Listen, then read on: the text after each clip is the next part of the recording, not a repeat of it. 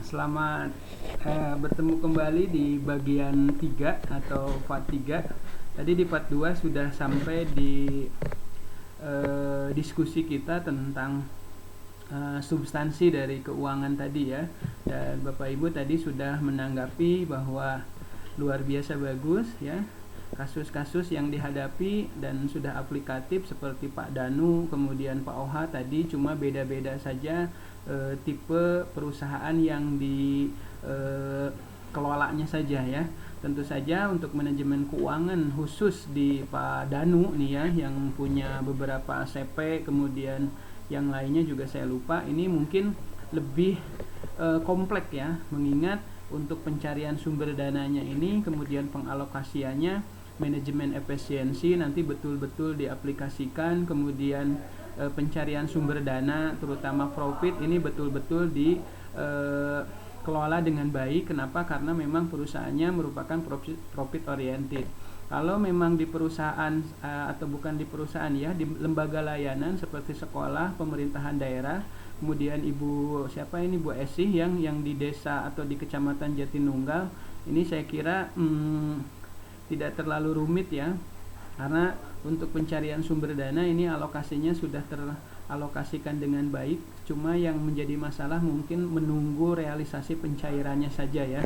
Baik, sehingga dari diskusi tadi kita sudah bisa menentukan bahwa pengertian dari yang tadi Bapak Ibu katakan tentang manajemen keuangan ini adalah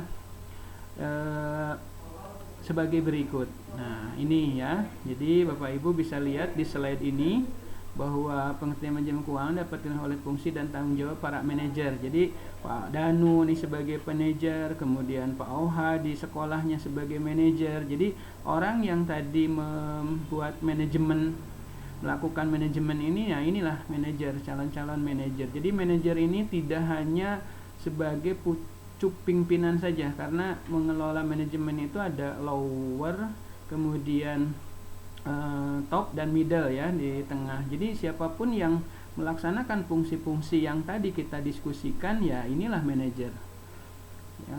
Cuma memang kita mungkin masih di lower ya, yang memang sifatnya kalau di lower itu lebih banyak 80% itu lebih ke teknis ya. Sementara untuk knowledge, skillnya yang ini apalagi pengambilan keputusan ini sekecil sekali ya, bahkan mungkin bisa di bawah 20%-nya. Sementara untuk yang top itu justru sebaliknya, dia itu 80% lebih visioner, jauh ke depan penentuan pengambilan keputusan, dan yang teknis-teknisnya itu lebih sedikit. Jadi kalau memang kita sebagai lower suka ngomong manajer mah enak, pimpinan enak, tidak melakukan hal-hal seperti memfotokopi, mengetik, ya memang seperti itu tugasnya. Dan kalau kita mau bahas ya, pimpinan itu sebetulnya kalau untuk middle itu begitu habis di kantor kemudian pulang ke rumah, itu pikiran itu karena dia bukan pengambil kebijakan, pengambil keputusan, dan tidak terlalu banyak memikirkan tentang perusahaan secara visioner, itu udah beres saja. Begitu pulang ke rumah itu urusannya kantor sudah putus, urusannya rumah, dia bisa jalan-jalan dengan anak, keluarga, dan istrinya.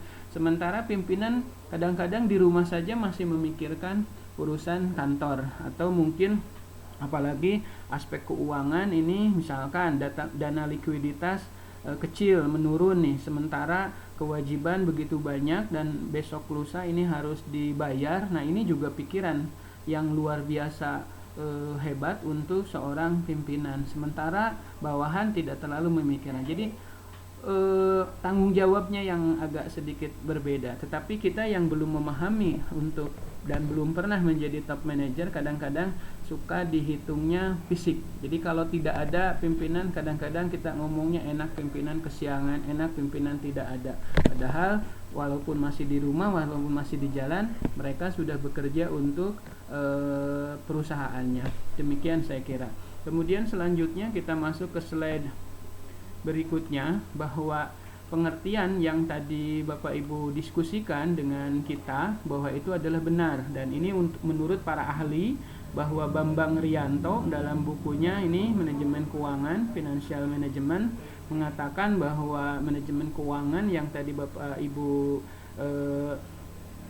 berikan tanggapan ini adalah benar ya secara substansi, bahwa pakar juga menyatakan keseluruhan aktivitas yang bersangkutan dengan usaha untuk mendapatkan dana. Nah, ini tadi yang Bapak Ibu katakan pencarian sumber dananya dan menggunakan dana. Inilah tadi yang Anda katakan sebagai alokasi dana atau pengalokasian dana. Jadi benar ya tadi secara substansi. Dua yang tadi Anda katakan, tinggal rangkaian katanya silahkan Anda bahas, misalkan diawali dengan keseluruhan aktivitas, kemudian diawali dengan sebuah perencanaan, inti substansinya yang tadi mendapatkan dana, kemudian menggunakan dan mengalokasikan dana. Kemudian Suad Husnan juga mengatakan bahwa manajemen keuangan di sini adalah pengaturan kegiatan keuangan. Yang mana? Yang tadi ya, dari mulai mendapatkan dana, kemudian mengalokasikan dan membagi laba. Saya kira untuk part 3 juga ini tidak terasa sudah melewati 3 menit. Nanti kita bersambung ke part 4. Bagi Anda yang baru bergabung langsung di part 3, mohon maaf, jadi partnya di beberapa penerangan satu slide ini dibagi beberapa bagian atau beberapa part, karena memang penguploadan Google Classroom untuk daring dalam bentuk video seperti ini tidak melebihi dari sekian bit atau 64 megabit ya, sehingga kita partisi dalam beberapa bagian.